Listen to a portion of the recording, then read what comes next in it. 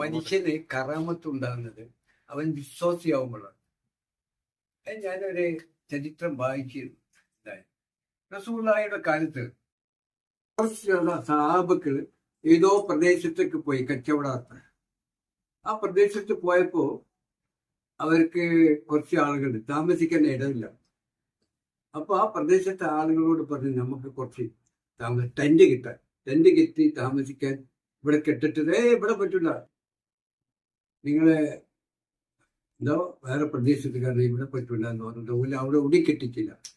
അങ്ങനെ ഓരോ ദൂരത്ത് പോയിട്ട് അവിടെ ടെന്റ് കെട്ടിയാൽ താമസിക്കുമ്പോൾ പിറ്റേന്ന് തന്നെ ആദ്യം നിഷേധിച്ച് ഓടിച്ച് അവിടുന്ന് രണ്ടാള് വന്നു.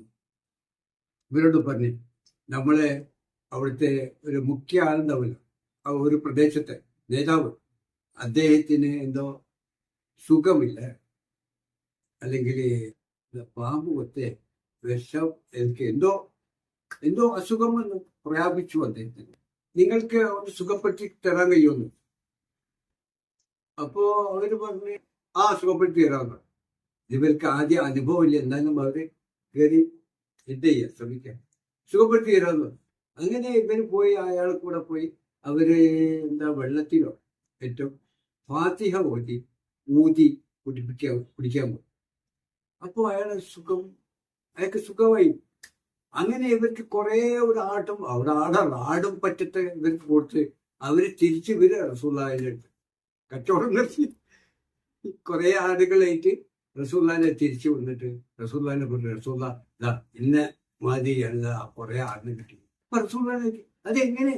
ഞാൻ ഫാത്തിഹ ഓതി നമ്മൾ ഊതിക്കൊടുത്ത് രോഗം വരും. അപ്പൊ റസൂലുള്ളാഹി അതിനെ ഫാത്തിഹ ഓതി എങ്ങനെ സംഭവിക്കേണ്ടത് റസൂലുള്ളാഹി അറിയുന്നത്. അപ്പോ ഇത് ഓരോ വിശ്വാസികളും അവരുടെ വിശ്വാസത്തിന്റെ അടിസ്ഥാനത്തിൽ പ്രയോഗിക്കുമ്പോൾ അവിടെ നടക്കുന്ന മനഃശാസ്ത്രപരമായ പ്രക്രിയകളാണ്. മനഃശാസ്ത്രമാണ്. അവരും വിശ്വസിച്ച് ഇവരും വിശ്വാസമാണ്. അതുകൊണ്ട് ഇന്നത് സംഭവിക്കും എന്നുള്ള വിശ്വാസത്തിൽ നിന്ന് അത് സംഭവിക്കുകയാണ്.